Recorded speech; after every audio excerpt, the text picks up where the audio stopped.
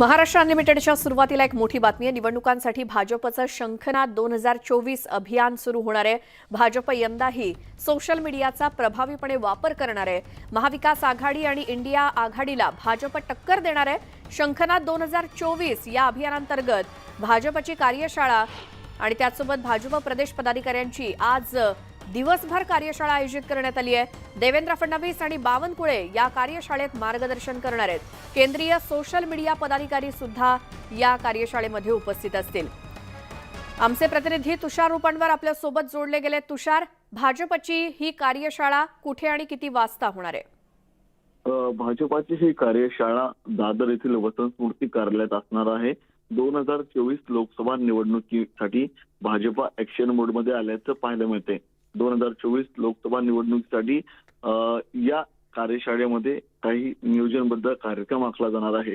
Social मीडियाचा प्रभावीपणे वापर कसा करता येईल, महाविकास आघाडी त्याचप्रमाणे इंडियाला टक्कर देण्यासाठी आपण कशा प्रकारे सोशल मीडियाचा प्रभावी वापर करू शकतो या संदर्भातलं विचारमंथन केलं जाणार आहे। त्याचप्रमाणे या कार्यशाळेमध्ये दिल्ली येथील भाजपाचे केंद्रीय सोशल मीडिया पदाधिकारी संयोजक देखील उपस्थित राहणार आहेत। त्यामुळे प्रदेश आणि दिल्ली असा देखील समन्वय या निमित्ताने साधला जाणार आहे। सोशल मीडियाचा प्रभावी वापर यापूर्वी आपण पाहिला असेल, 2014 ची निवडणूक असेल, 2019 ची निवडणूक असेल, या दोन्ही निवडणुकांमध्ये भाजपाने केल्याचं पाहायला मिळालं होतं। आणि आता 2024 च्या निवडणुकीसाठी भाजपा सर्व प्रकारे ऍक्शन मोडमध्ये आल्याचं पाहायला मिळते। त्यामुळेच आता सोशल मीडियाचा अधिक प्रभावी वापर कसा करता येईल, भाजपाचे सर्व योजना सर्वसामान्य जनतेपर्यंत सोशल मीडियाच्या माध्यमातून कसं पोहोचवता येईल, केंद्र सरकारचा राज्य सरकारचा प्रत्येक मेसेज जो आहे अनेक महत्वाच्या योजना संदर्भातला तो कसा पोहोचेल, या सर्व संदर्भातलं सूक्ष्म मार्गदर्शन आपल्याला स्वतः देवेंद्र फडणवीस आणि भाजपा प्रदेशाध्यक्ष चंद्रशेखर बावनकुळे करताना पाहायला मिळाले। तुषार, धन्यवाद या माहितीसाठी। आणि आता पुढची बातमी, मुख्यमंत्री एकनाथ शिंदे आज मंत्रालयातल्या वॉर रूम मधून राज्यातील प्रलंबित विविध प्रकल्पांचा आढावा घेणार आहेत। राज्यातील अनेक भागात दुष्काळजन्य परिस्थिती निर्माण झाली आहे। अनेक भागात पावसाचं प्रमाण कमी झाल्यामुळे शेतकऱ्यांवरती दुबार पेरणीचं संकट आलंय। राज्यातील तलावातील पाण्याची पातळी, जनावरांसाठी लागणारा चारा, शेतकऱ्यांचं होणारं नुकसान याचा आढावा घेतला जाईल। त्याचसोबत गणेशोत्सवाच्या पार्श्वभूमीवर मुंबई गोवा हायवेच्या कामाचा देखील ते आढावा घेतील। उदय जाधव आमचे प्रतिनिधी आपल्या सोबत जोडले गेलेत। उदय, आज विविध विकास कामांचा आढावा मुख्यमंत्री घेत आहेत, त्याबद्दल?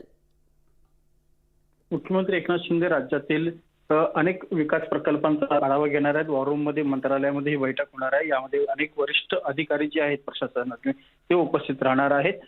समृद्धी महामार्ग जो आहे तो ठाणे ते इगतपुरी दरम्यान जे काम चालू आहे त्याचा आढावा घेतला जाणार आहे। मुंबईतले कोस्टल रोड असतील, मेट्रो रेल्वे असतील, यांचा आढावा घेतला जाणार आहे। राज्यातील विविध प्रलंबित जे प्रकल्प आहेत त्या सर्वांचा आढावा या वॉर रूम मधून घेतला जाणार आहे। त्याचबरोबर राज्यामध्ये सध्या काही ठिकाणी दुष्काळजन्य परिस्थिती निर्माण होईल का अशी भीती व्यक्त केली जात आहे, तर त्या संदर्भातला देखील आढावा जो आहे तो घेतला जाणार आहे। तिथले स्थानिक जिल्हाधिकारी यांच्याशी देखील या संदर्भात चर्चा जी आहे ती केली जाणार आहे। शेतकऱ्यांवरती दुबार पेरणीचं संकट जे आहे ते येण्याची शक्यता आहे। त्यासाठी तलावांची पातळी असेल, जनावरांचा लागणारा चारा असेल, हा पुढच्या वर्षी जून पर्यंत कसा पुरेल एकूण या संदर्भातली खास करून इथे चर्चा केली जाणार आहे। म्हैसाळ उपसा जलसिंचन योजना जी आहे आणि वैनगंगा नळगंगा नदीजोड प्रकल्प या संदर्भात देखील आढावा घेतला जाणार आहे। गणेशोत्सवाच्या पार्श्वभूमीवरती मुंबई गोवा महामार्ग जो आहे तो अनेक ठिकाणी खड्ड्यांनी भरलेला आहे। मात्र गणेशोत्सवापूर्वी एक लेन जी आहे, एक मार्गिका जी आहे ती पूर्ण केली जाणार आहे। तिचा कामाचा जो आढावा जो आहे तो देखील घेतला जाणार आहे। अशा विविध प्रकल्पांचा आढावा आज वॉर रूम मधून घेतला जाणार आहे। स्वतः मुख्यमंत्री एकनाथ शिंदे यांच्या अध्यक्षतेखाली ही बैठक होणार आहे।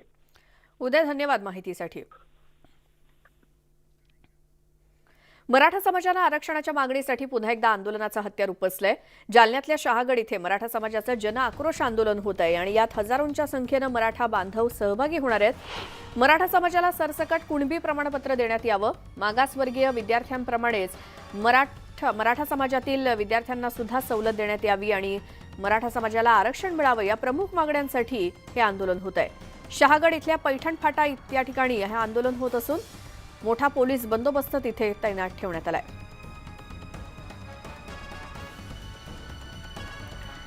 सिद्धार्थ गोदाम आमचे प्रतिनिधी या जालन्यातून आपल्यासोबत जोडले गेलेत। जालन्याच्या या कोणत्या भागामध्ये आंदोलन होत आहे, काय स्वरूप आहे मराठा समाजाच्या तिथल्या आजच्या आंदोलनाचं? जालना जिल्ह्यातील शहागडला हे आंदोलन होते चौकामध्ये, धुळे सोलापूर हायवेच्या चौकामध्ये. विशेष गोष्ट अशी आहे की गेल्या अनेक दिवसांपासून मराठा आरक्षणाच्या मागणीसाठी आंदोलनं थोडी थंडावली होती. मात्र आजचं आंदोलन या सगळ्या आंदोलनाला सुरुवात करून देणारं ठरू शकतं, कारण हे आंदोलन मोठं होईल असा मराठा समाजाच्या वतीनं दावा करण्यात आलेला आहे. हा जो आहे रोड आपण बघू शकतो, हा सोलापूर धुळे हायवे आहे आणि पोलिसांचा बंदोबस्त सुद्धा बघू शकतो. पोलिसांच्याच आकड्यानुसार 1 ते 1.5 लाख लोक इथं येतील अशा पद्धतीची सगळा बंदोबस्त या ठिकाणी पोलिसांनी केलेला आहे. लोक येऊ लागलेले आहेत. महिलांचा सहभाग मोठा असू शकतो. आपण बघतोय की लोक आता गावखेड्यातून या ठिकाणी येतात. महिलांचा सहभाग सुद्धा फार मोठ्या प्रमाणात या ठिकाणी असू शकतो. एक गोष्टीचा फ्लेक्स मी तुम्हाला दाखवतो. आता आरक्षण हवंय ते पण ओबीसीतून. ही थोडीशी वेगळी बदललेली भूमिका मराठा समाजाच्या आरक्षणासाठी आहे आणि मराठा आणि कुणबी एकच आहेत. जसे विदर्भामध्ये आहे तशी मागणी या ठिकाणी आहे. ताई, काय म्हणाल या मोर्चाबद्दल? काय वाटतं? बरेच दिवसापासून मोर्चे थंड झाले होते. प्रथमतः सर्व बांधवांना जय जिजाऊ जय शिवराय. मी मराठी आरक्षणासाठी हे अगोदरसाठी आम्ही जे 4 महिने चालवला होता त्यात बऱ्याचशा मागण्या पूर्ण झालेल्या आहेत, पण आता आम्हाला आरक्षण पाहिजे आणि आरक्षण हे काळानुसार गरजेचंच आहे. मुलांच्या शिक्षणासाठी आरक्षण हे महत्वाचं आहे आणि मराठी आरक्षण हे देण्यासाठी सरकारनं जे नेमलेले आमची जी कमिटी होती त्यांनी आजपर्यंत काय केले हेही आज आम्हाला अहवाल पाहिजेच त्याचा. आणि मराठी आरक्षण हे गरजेचं असूनही पुन्हा मराठींचे विद्यार्थ्यांचं एवढं नुकसान आहे की मराठी आरक्षण हे गरजेनुसार, जसं म्हणतात की काळानुसार बदललं पाहिजे, तसं मराठी समाजाला आरक्षण हे सुद्धा गरजेचंच आहे. म्हणून निश्चितपणे आता ठोस भूमिका या ठिकाणी आहेत. मोर्चाचे आयोजक आहेत जरांडे पाटील या ठिकाणी. पाटील, जरा काही दिवस मोर्चे थंड झाले होते, आता ही पूर्व तुफानाची सुरुवात आहे. मराठा समाजाचा आरक्षणाच्या आणि आंदोलनाच्या बाबतचा गैरसमज महाराष्ट्रानं काढून टाकावा. मराठ्यांचा आवाज कधीच थंड होऊ शकत नाही. या मराठ्यांच्या शरीरामध्ये छत्रपती शिवरायांचं रक्त सळसळतंय. आम्ही मराठ्यांना आरक्षण मिळवून दिल्याशिवाय या महाराष्ट्रातच काय महाराष्ट्रातल्या बाहेरचा मराठा सुद्धा शांत बसू शकत नाही. आम्हाला 50% आत मराठा समाजाला आरक्षण पाहिजे. आज आम्ही शिंदे साहेबांकडून अपेक्षा करतो आणि मराठा समाजाला फक्त शिंदे साहेबच न्याय देऊ शकतात ही अपेक्षा अखंड महाराष्ट्रातला मराठा समाज करतोय. पण या ठिकाणी महत्वाची गोष्ट अशी आहे की मोर्चाच्या माध्यमातून तुम्ही आज दुपारी 1 वाजेपर्यंत अल्टिमेटम दिलेला आहे मुख्यमंत्र्यांना. हा अल्टिमेटम मुख्यमंत्र्यांपर्यंत पोहोचलाय का? त्यांचं काय म्हणणं? आम्ही प्रशासनाला त्यांच्या सांगितलेलं आहे, प्रशासनाला आम्ही त्यांना सांगितलेलं आहे. सरकारपर्यंत मेसेज कलेक्टर साहेबांच्या माध्यमातून दिलेले आहेत. त्यांच्या मंत्री महोदयांना सुद्धा आम्ही सांगितलेलं आहे 1 वाजेपर्यंत सरकारनं मराठा आरक्षणाचा अध्यादेश काढावा. नसता एक तर आम्ही आमरण उपोषण 1 वाजता सुरू करणार आहेत. एक तर आमची अंतयात्रा निघणार, नसता मराठ्यांच्या आरक्षणाची विजय यात्रा निघणार. त्याशिवाय आता शांती बघतोय आपण या मोर्चाचं खास वैशिष्ट्य असं आहे की आज दुपारी 1 वाजेपर्यंत हा मोर्चा राहील. जर 1 वाजेपर्यंत मुख्यमंत्री असतील किंवा राज्य सरकारने यांच्या मागण्यांबद्दल विचार नाही केला तर या ठिकाणाहून अंतयात्रा निघेल, नाही तर विजयी यात्रा निघेल असा ठाम निर्धार या ठिकाणी केलेला आहे. निश्चितपणे थंड पडलेले मोर्चे आता या ठिकाणाहून एक वेगळा आकार घेतील यामध्ये शंका नाही वाटत आहे. सिद्धार्थ, धन्यवाद सगळ्या माहितीसाठी आणि संवादासाठी. आणि आता राजकीय वर्तुळातूनच पुढची बातमी आहे. उदय सामंत हे शरद पवारांच्या भेटीला वायबी चव्हाण सेंटरमध्ये जात आहेत आणि विविध मुद्द्यांवरती त्यांच्यामध्ये चर्चा होणार आहे. आता उद्योगमंत्री उदय सामंत राष्ट्रवादी काँग्रेसचे अध्यक्ष शरद पवार यांची भेट घेत आहेत. वायबी चव्हाण सेंटरमध्ये दोन्ही नेत्यांमध्ये चर्चा होईल. अखिल भारतीय नाट्य परिषद तसंच इतर मुद्द्यांवरती यावेळी चर्चा होणार असल्याची माहिती सूत्रांकडून मिळते.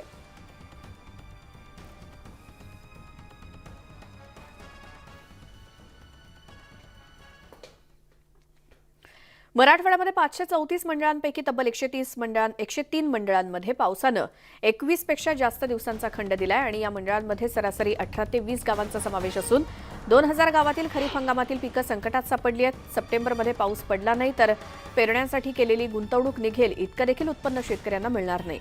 वार्षिक सरासरीच्या तुलनेत 48.43% पाऊस झाला. 85 पैकी 52 दिवस कोरडेच गेले तर 33 दिवस पाऊस झाला आणि 38 महसूल मंडळामध्ये 25 ते 50% पाऊस झालेला आहे.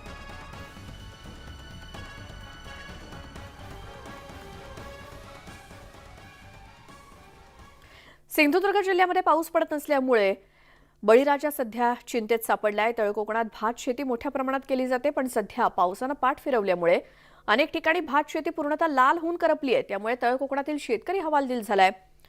अजून काही दिवस पाऊस पडला नाही तर भात शेती करपून जाण्याची भीती आहे।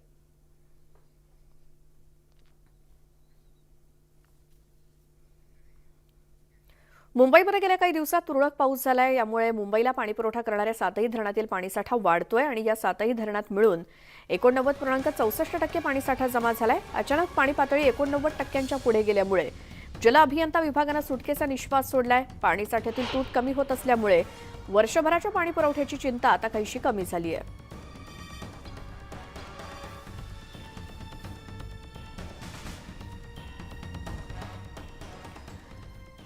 भुसावळमध्ये हतनूर धरणाच्या पाणलोट क्षेत्रात गेल्या पंधरवड्यापासून पाऊस झालेला नाहीये। त्यामुळे आवक मंदावताच धरणातून होणारा विसर्ग थांबवण्यात आलाय। धरणाच्या 4ही दरवाजातून विसर्ग सुरू होता, मात्र आता हे दरवाजे बंद करण्यात आलेत। यंदा हतनूर धरणाच्या पाणलोट क्षेत्रात गेल्या वर्षीच्या तुलनेत पावसाची तूट निर्माण झाली आहे आणि धरणाच्या पाणलोट क्षेत्रात यंदा 3253 मिलीमीटर पाऊस झाला। गेल्या वर्षी तो 4306 मिलीमीटर इतका होता।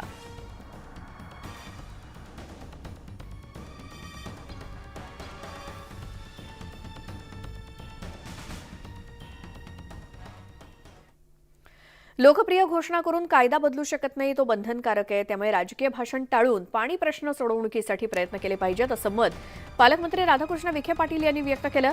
मागच्या 2 ते 3 वर्षात पाऊस भरपूर झाल्यानं खरीपात रोटेशन सोडण्याची वेळ आली नव्हती, परंतु आता खरीपासाठी सुद्धा पाणी सोडावं लागत असल्याचं ते म्हणाले।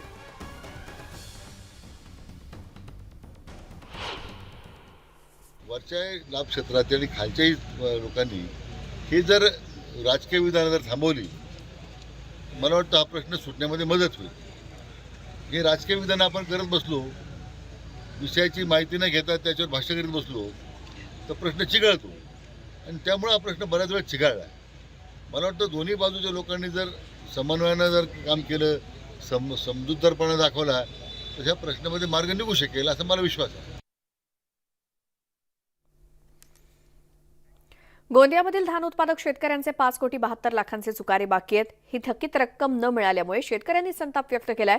संतप्त शेतकऱ्यांनी स्थानिक अपक्ष आमदार विनोद अग्रवाल यांच्या घरासमोर ठिय्या आंदोलन केलं। रात्रभर या शेतकऱ्यांनी जे आंदोलन केलं, जोपर्यंत शेतकऱ्यांच्या खात्यात पैसे जमा होत नाहीत तोपर्यंत आंदोलन सुरूच ठेवण्याचा इशारा आक्रमक शेतकऱ्यांनी दिलाय।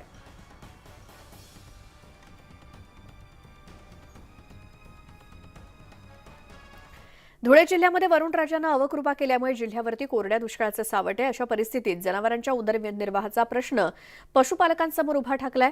पाऊस नसल्यामुळे खरीप पिकांबरोबरच जनावरांच्या चाऱ्यावरती मोठा परिणाम झालाय। बाजारात चाऱ्याचे दर सुद्धा वाढल्यामुळे चारा खरेदी करण्यासाठी पैसा कुठून आणावा असा प्रश्न शेतकऱ्यांना सतावतोय। गेल्या महिन्यात 30 रुपयांना मिळणारी चाऱ्याची पेंड आता 50 रुपये आणि चाऱ्याचा भारा हा सुमारे 150 ते 200 रुपये प्रमाणे मिळतोय। जनावरांना पुरेसा चारा मिळत नसल्यामुळे जनावरं विकावी लागतील अशी परिस्थिती निर्माण झाल्याचं शेतकरी सांगतायत।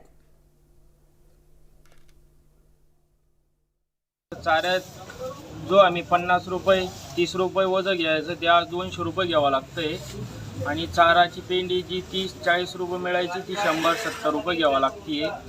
तर ढोरं ते विकायची आम्हाला विकायची वेळ आली आहे, तर त्याच्यासाठी सरकारने काहीतरी करावा किंवा दुष्काळ जाहीर करून द्यावा। परिस्थिती अशी आलेली आहे की गुरंढोरं आम्ही कसे पोसायचे हा आमच्या पुढे खूप मोठा प्रश्न पडलेला आहे। त्यामुळे असं वाटतं की गुरंढोरं आम्हाला गाई म्हशी विकण्याची परिस्थिती आता उपलब्ध झालेली आहे। तर आम्ही शासनाला एवढीच विनंती करू की बुवा यावर्षी एक तर दुष्काळ धुळे जिल्हा घोषित करावा। यानंतर एक मोठी बातमी येते राजकीय वर्तुळातून। उद्धव ठाकरे आणि शरद पवारांमध्ये बैठक आज दुपारी 4 वाजता होणार आहे। इंडिया आघाडी बैठकीसंदर्भात या दोन्ही नेत्यांमध्ये चर्चा होणार असल्याचं कळतंय। आज दुपारी 4 वाजता उद्धव ठाकरे आणि शरद पवार या 2 महत्त्वाच्या नेत्यांमध्ये बैठक होणार आहे। बैठकीचं कारण काय जाणून घेऊयात आमचे प्रतिनिधी उदय जाधव यांच्याकडून। उदय, आज संध्याकाळी 4 वाजता ग्रँड हयात हॉटेलमध्ये शिवसेना पक्षप्रमुख उद्धव ठाकरे आणि तसंच राष्ट्रवादी काँग्रेसचे अध्यक्ष शरद पवार यांची महत्त्वाची बैठक होणार आहे।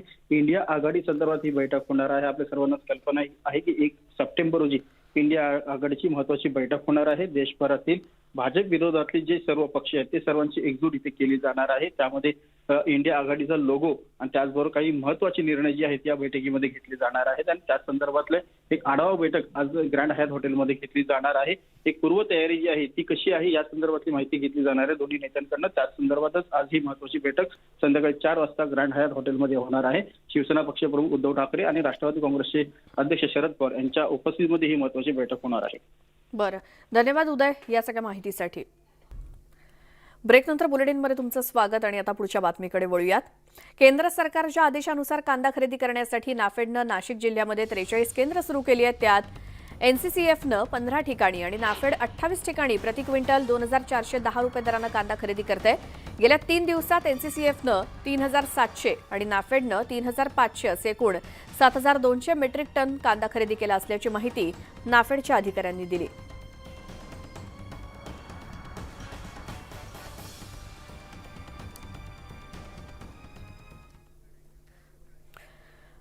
राज्यामध्ये सध्या पोषक स्थिती नसल्यामुळे पुढचे 8 दिवस मोसमी पाऊस दडी मारण्याची शक्यता आहे. 8 सप्टेंबर नंतर पावसासाठी पोषक स्थिती निर्माण होण्याचा अंदाज आहे. आणखी 8 दिवस पावसानं ओढ दिल्यास खरीपातील बहुतांश पिकं जळून जाण्याची भीती आहे. बंगालच्या उपसागरामध्ये कोणतीही पोषक स्थिती नसल्यामुळे पुढचे 8 दिवस जोरदार पाऊस पडण्याची शक्यता कमीच आहे आणि अल निनोच्या प्रभावामुळे ही स्थिती असल्याचं हवामान विभागानं स्पष्ट केलंय.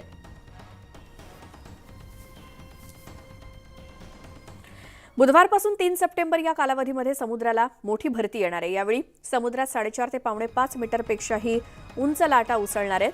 तर 1 आणि 2 सप्टेंबरला पावसाळ्यातील सगळ्यात मोठी भरती येणार आहे. त्यामुळे भरतीच्या वेळी समुद्रकिनारी अथवा चौपाटीवरती जाताना पर्यटकांनी सावधगिरी बाळगावी असं आवाहन मुंबई महानगरपालिकेतर्फे करण्यात आलंय. समुद्रकिनारी तैनात असलेल्या जीवरक्षकांना सतर्क राहण्याच्या सूचनाही देण्यात आल्या आहेत.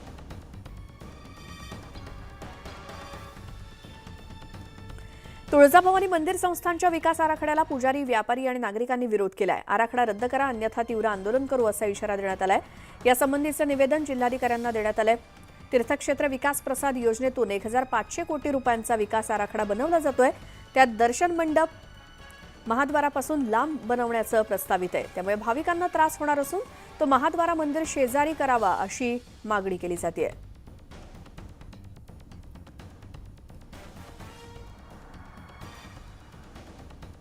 या संदर्भामध्ये जिल्हाधिकाऱ्यांनी तुळजाभवानीचा महाद्वार केंद्रबिंदू मानून या ठिकाणच्या उजव्या बाजूला असलेली जमीन संपादित करून त्या ठिकाणी दर्शन मंडप उभारावा ही आग्रही मागणी घेऊन आम्ही या ठिकाणी आलेलो आहेत. आज तुळजाभवानी मंदिरापाशी सगळ्यात जवळची असलेली कार पार्किंग ती जशाला तशी कार पार्किंग म्हणून वापरण्यात यावी, जेणेकरून भक्तांना त्रास देण्यासाठी हा विकास नसून भाविकाला सेवा सुविधा देण्यासाठी हा विकास झाला पाहिजे, ही आग्रही मागणी आम्ही या ठिकाणी धरून धरलेली आहे. महाराष्ट्राचं कुलदैवत असलेल्या जेजुरीच्या खंडोबा मंदिराचा गाभारा भाविकांसाठी आजपासून 1.5 महिन्यांसाठी बंद ठेवण्यात येणार आहे. जेजुरीचा ऐतिहासिक गड जतन करण्यासाठी पुरातत्व विभागाच्या मार्फत दुरुस्तीकरता हे मंदिर बंद ठेवण्याचा निर्णय घेण्यात आलाय. सोमवारी या मंदिरातील मूर्तींना महाअभिषेक घालण्यात आला, विधिवत पूजा करण्यात आली आणि आजपासून 5 ऑक्टोबरपर्यंत मंदिराचा गाभारा भाविकांसाठी बंद असेल. खंडोबा मंदिरावरती असलेल्या मुख्य स्वयंभू लिंगाचा आणि अश्वाचा गाभारा दुरुस्तीच्या कामामुळे बंद ठेवला जाईल आणि भाविकांना कासवाजवळूनच देवाचं दर्शन घेता येणार आहे. भाविकांना कुलधर्म कुलाचार करण्यास कोणतीही अडचण येणार नाही अशा पद्धतीनं नियोजन करण्यात आलंय.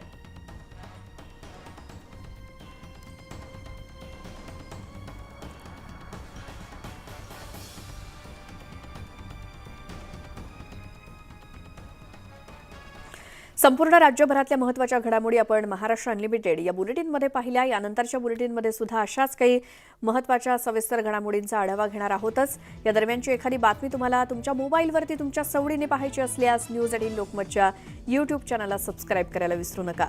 यानंतरच्या बुलेटिनकडे वळण्याआधी एक नजर टाकूया 10 सेकंद 10 बातम्यांवर. 10 सेकंद 10 बातम्या. प्रायोजक धानुका.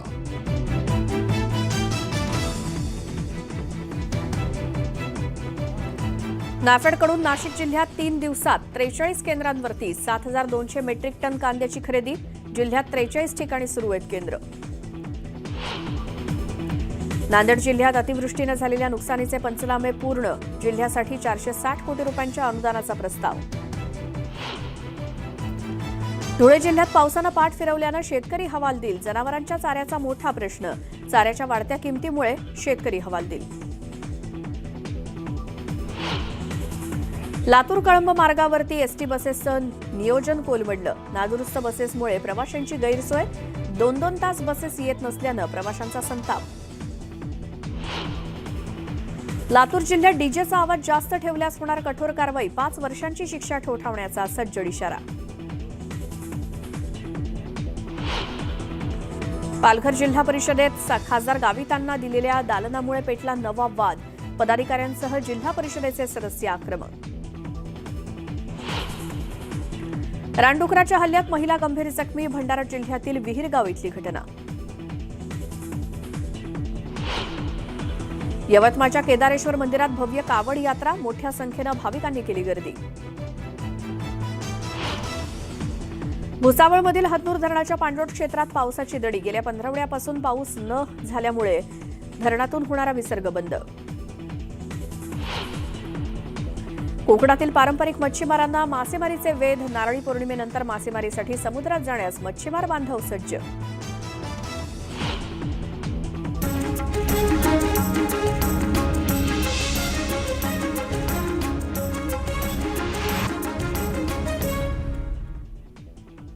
महाराष्ट्र अनलिमिटेडमध्ये आपण राज्यभरातल्या सविस्तर बातम्या पाहणार आहोत, मात्र त्याआधी महत्त्वाच्या बातम्या.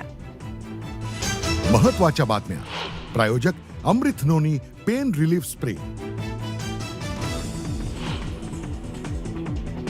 गणेशोत्सवात वातावरण बिघडवण्याचा प्रयत्न होण्याची शक्यता, गणेशोत्सव नियोजन बैठकीत पुण्याच्या पोलीस आयुक्तांची कबुली. छत्रपती संभाजीनगरमध्ये संशयित महिलेचा एटीएसकडून शोध सुरू, देशविघातक कृत्यांमध्ये सहभागाचा संशय.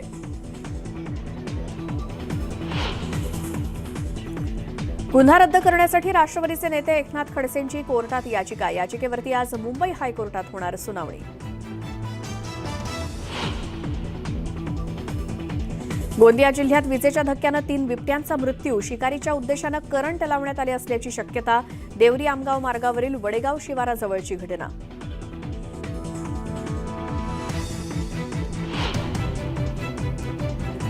राज्यात आरोग्य विभाग भरती प्रक्रिया सुरू, 11,000 पदांसाठी आज जाहिरात येणार.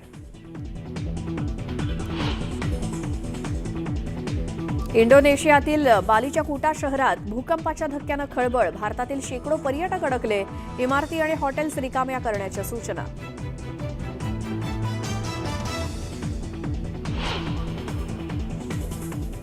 यानंतर एक मोठी बातमी आहे. या बुलेटिनच्या सुरुवातीलाच मराठा समाजानं आरक्षणाच्या मागणीसाठी पुन्हा एकदा आंदोलनाचं हत्यार उपसलंय. जालन्यातल्या शहागड इथे मराठा समाजाचं जन आक्रोश आंदोलन होत आहे आणि या आंदोलनात हजारोंच्या संख्येनं मराठा बांधव सहभागी झालेत. मराठा समाजाला सरसकट कुणबी प्रमाणपत्र देण्यात यावं, मागासवर्गीय विद्यार्थ्यांप्रमाणे मराठा समाजातील विद्यार्थ्यांना सुद्धा सवलत देण्यात यावी आणि मराठा समाजाला आरक्षण देण्यात यावं, या प्रमुख मागण्यांसाठी हे आंदोलन होत आहे. शहागड इथल्या पैठण फाटा इथे आंदोलन होत असून या ठिकाणी पोलिसांचा मोठा बंदोबस्त तैनात ठेवलेला आहे.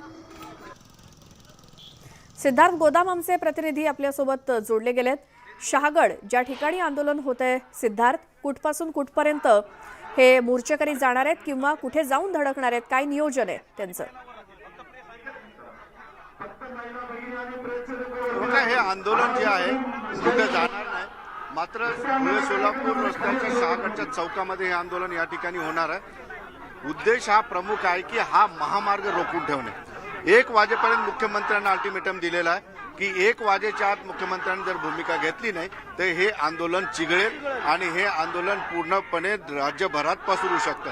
आता हळूहळू लोक या ठिकाणी यायला लागलेले आहेत. खूप मोठी गर्दी येण्याची शक्यता पोलिसांकडून आहे, त्यामुळे मोठ्या प्रमाणात पोलीस बंदोबस्त या ठिकाणी लावलेला आहे आणि आपण बघतोय की महिला पुरुष सगळेच या मोर्चामध्ये आता सामील व्हायला सुरुवात झालेली आहे. मी जसं आधी म्हटलेलं आहे की मोर्चे कुठेतरी मध्यंतरी थोडे संत झाले होते, मोर्चे निघत नव्हते, मात्र या मोर्चामधून या मोर्चाचा एक संदेश आहे की या मोर्चाच्या माध्यमातून यानंतर राज्यभर मोर्चे होतील. कारण आता मराठा समाजाला आरक्षण नाही तर मग आमची प्रेत यात्रा बघा, अशा पद्धतीचा इशारा सुद्धा या ठिकाणी मनोज जरांगे पाटील यांनी दिलेला आहे. मला एक सांगा, एक तर प्रेत यात्रा नाही तर विजय यात्रा, काय निर्धार आहे?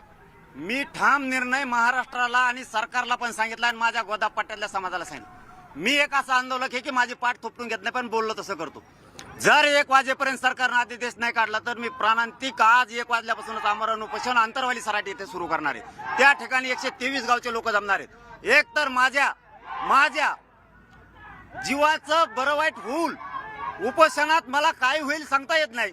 एक तर माझी अंतयात्रा निघणार किंवा मराठ्यांच्या आरक्षणाची विजय यात्रा निघणार, त्याशिवाय मी माग हटणार नाही. काय म्हणते मुख्यमंत्री रिप्लाय देतील? आता सरकारचा प्रश्न आहे. आम्हाला अपेक्षा आहे शिंदे साहेबांकडून. महाराष्ट्रातला 4.5 कोटी मराठा समाज असं म्हणतो की फक्त शिंदे साहेबच मराठा समाजाला न्याय देऊ शकते. शिंदे साहेबांना आज कॅबिनेट बैठक घेऊन मराठा आणि कुणबी एक ओळीचं पत्र तसा GR काढावा आणि मराठा समाजाचे होणारे बलिदान वाचवावेत. नसता सरकारला 100% आमची अंतयात्रा बघावी लागणार, नसता मराठ्यांची विजय यात्रा दिसणार. त्याशिवाय आता आम्ही गोदा पट्ट्यातले 123 गाव मागे हटणार नाहीत. सरकारनं हे आंदोलन मात्र आता गांभीर्याने घेण्याची गरज आहे. जसं बघितलं की या ठिकाणी एक निर्धार घेऊन आता मोर्चेकरी या ठिकाणी आलेले आहेत. 1 वाजेपर्यंत मुख्यमंत्र्यांनी जर पॉझिटिव्ह रिस्पॉन्स दिला नाही तर या ठिकाणी वेगळ्या पद्धतीच्या आंदोलनाला सुरुवात होईल आणि यामध्ये अनेक ग्रामस्थ सामील होतील. त्यामुळे राज्य सरकारने आता या मोर्चाकडे लक्ष देणं गरजेचं आहे. सिद्धार्थ, धन्यवाद सगळ्या माहितीसाठी. या आंदोलनाकडे आपलं लक्ष असेलच. काय भूमिका घेतात हे मराठा बांधव आजच्या आंदोलनानंतर? तुर्तास आपण पुढच्या बातमीकडे वळतोय. पावसासंदर्भातली बातमी आहे. राज्यात सध्या पोषक परिस्थिती नसल्यामुळे पुढचे 8 दिवस मोसमी पाऊस दडी मारण्याची शक्यता आहे. तर 8 सप्टेंबर नंतर पावसासाठी पोषक वातावरण निर्माण होण्याचा अंदाज आहे. आणखी 8 दिवस पावसानं ओढ दिल्यास खरीपातील बहुतांश पिकं जळून जाण्याची भीती आहे. बंगालच्या उपसागरात कोणतीही पोषक स्थिती नसल्यामुळे पुढचे 8 दिवस जोरदार पाऊस पडण्याची शक्यता कमीच आहे. अल निनोच्या प्रभावामुळे ही स्थिती असल्याचं हवामान विभागानं स्पष्ट केलंय.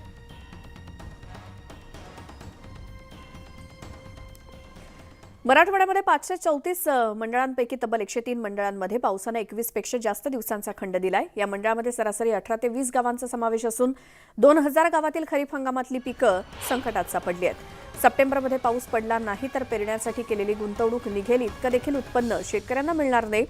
आणि वार्षिक सरासरीच्या तुलनेत 48.43% पाऊस झाला तर 85 पैकी 52 दिवस कोरडेच गेले आणि 33 दिवस पाऊस झालाय. 38 महसूल मंडळामध्ये 25 ते 50% पाऊस झालाय.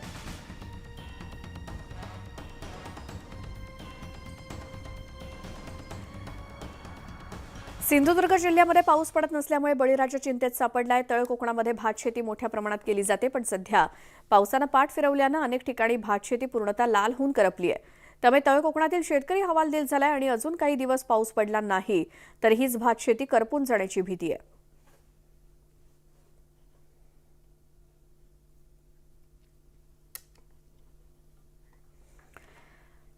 मुंबईमध्ये गेल्या काही दिवसात तुरळक पाऊस झालाय. त्यामुळे मुंबईला पाणीपुरवठा करणाऱ्या 7ही धरणातील पाणीसाठा वाढतोय.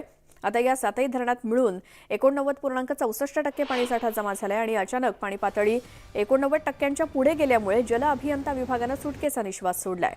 पाणीसाठ्यातली तूट कमी झाल्यामुळे वर्षभराच्या पाणीपुरवठ्याची चिंता आता काहीशी कमी झाली आहे.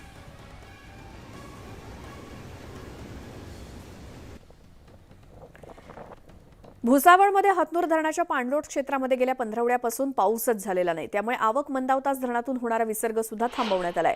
धरणाच्या 4ही दरवाजातून विसर्ग सुरू होता, मात्र आता हे दरवाजे बंद करण्यात आलेत. यंदा हतनूर धरणाच्या पाणलोट क्षेत्रात गेल्या वर्षीच्या तुलनेत पावसाची तूट निर्माण झाली आहे. धरणाच्या पाणलोट क्षेत्रात यंदा 3253 मिलीमीटर पाऊस झालाय आणि गेल्या वर्षी तो 4306 मिलीमीटर इतका होता.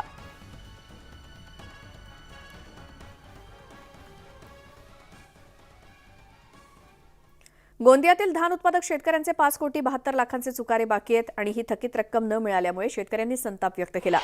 संतप्त शेतकऱ्यांनी स्थानिक अपक्ष आमदार विनोद अग्रवाल यांच्या घरासमोर ठिय्या आंदोलन केलं. रात्रभर शेतकऱ्यांनी हे आंदोलन केलं. जोपर्यंत शेतकऱ्यांच्या खात्यात पैसे जमा होत नाहीत तोपर्यंत आंदोलन सुरूच ठेवण्याचा इशारा या आक्रमक शेतकऱ्यांनी दिलाय.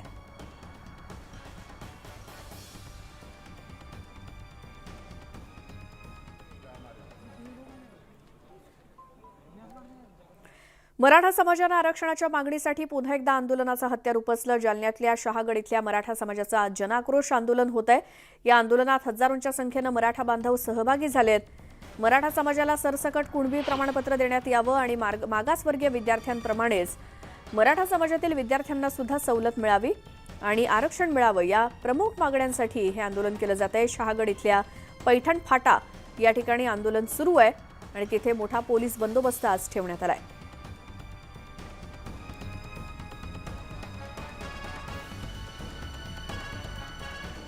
महाराष्ट्राचं कुलदैवत असलेल्या जेजुरीच्या खंडोबा मंदिराचा गाभारा भाविकांसाठी आजपासून 1.5 महिना बंद असणार आहे.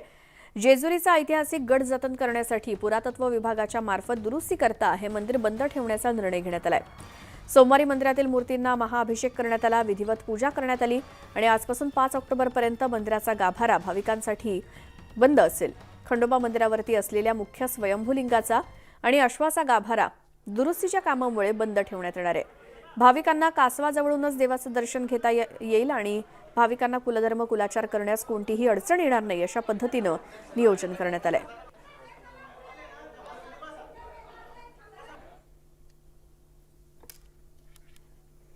कोल्हापुरातील अंबाबाईच्या भाविकांसाठी खुशखबर आहे. अंबाबाईचं गाभाऱ्यातलं दर्शन आजपासून सुरू झालंय. पालकमंत्री दीपक केसरकर यांनी तशी घोषणा केली. कोरोना काळापासून गाभाऱ्यातलं दर्शन बंद होतं ते आता सुरू होणार असल्यामुळे भाविकांमध्ये आनंदाचं वातावरण आहे.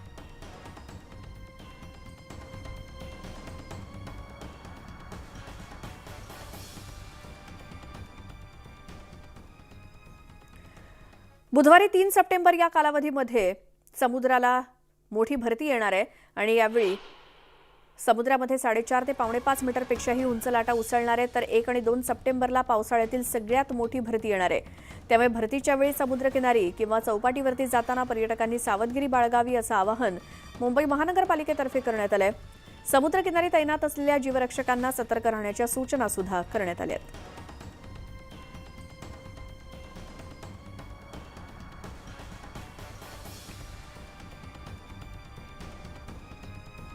बीडमध्ये झालेल्या अजित पवार गटाच्या सभेविषयी आमदार रोहित पवार यांनी धक्कादायक माहिती दिली आहे.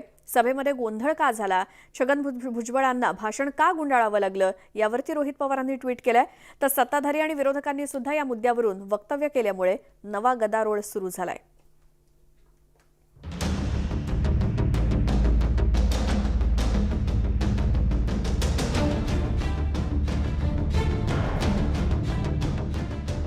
रविवारी बीडमध्ये अजित पवार गटानं मोठं शक्ती प्रदर्शन केलं.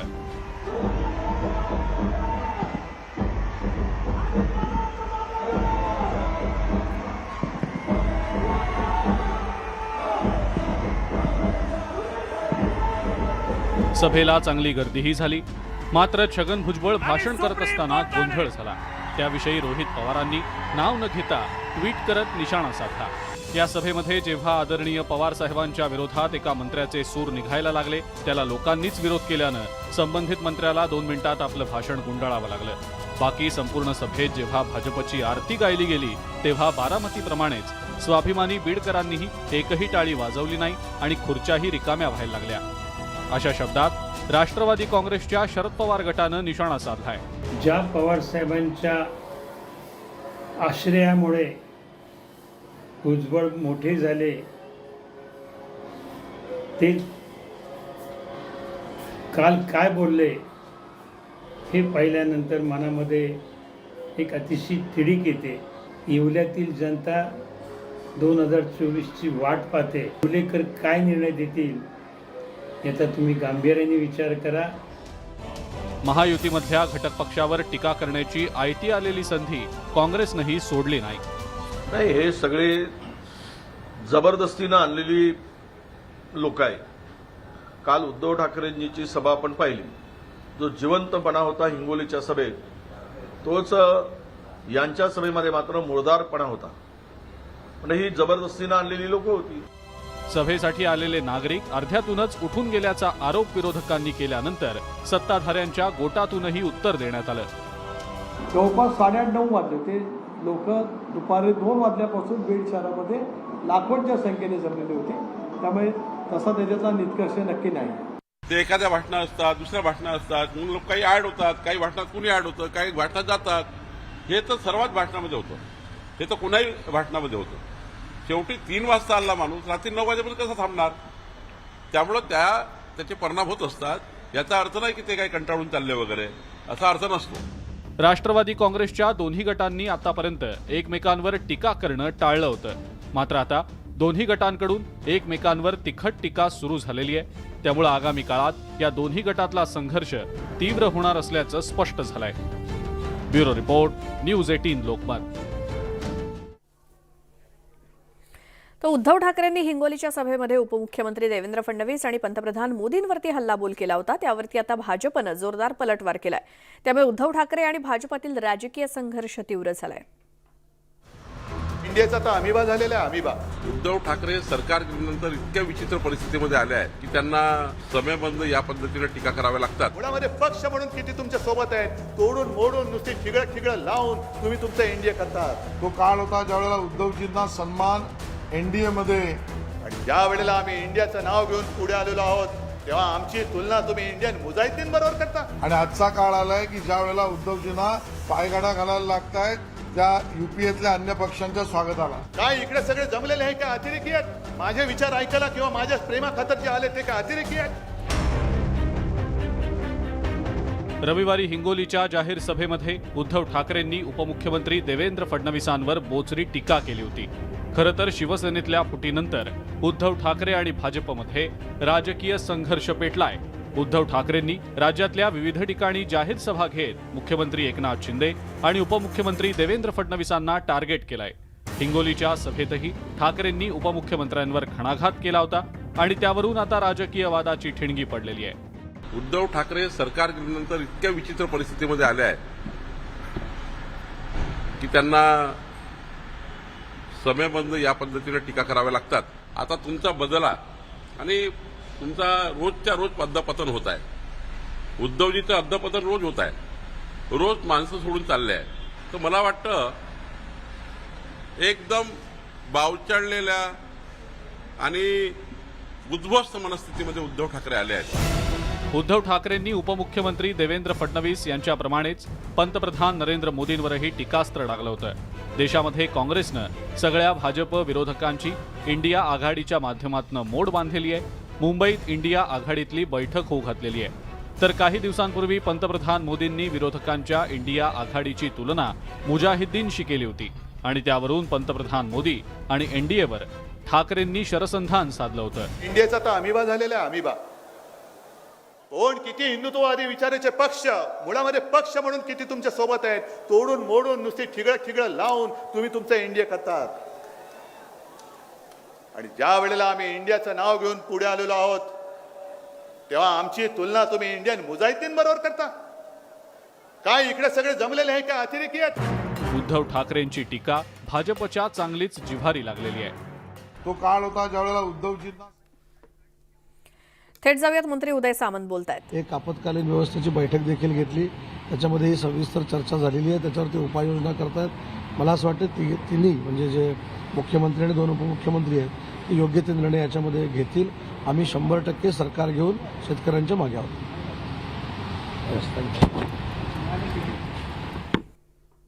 ब्रेकनंतर स्वागत आणि पुढची बातमी आहे. तुळजाभवानी मंदिर संस्थांच्या विकास आराखड्याला पुजारी, व्यापारी आणि नागरिकांनी विरोध केलाय.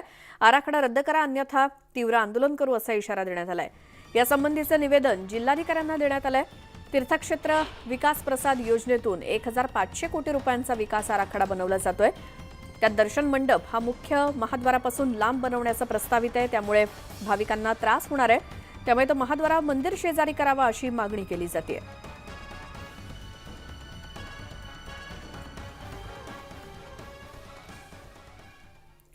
तर मुंबईच्या माजी महापौर किशोरी पेडणेकर यांना दिलासा मिळणार का, हे आज स्पष्ट होईल. कोरोना काळातील कथित बॉडी बॅग किट खरेदी गैरव्यवहार प्रकरणामध्ये आजपर्यंत कोणतीही कठोर कारवाई न करण्याचे आदेश मुंबई सत्र न्यायालयानं आर्थिक गुन्हे शाखेला दिलेत. त्यामुळे त्यांच्या संदर्भात आज काय होतं ही बातमी आपण पाहूच. मात्र एक छोटासा ब्रेक घेऊन लगेच परत येऊयात.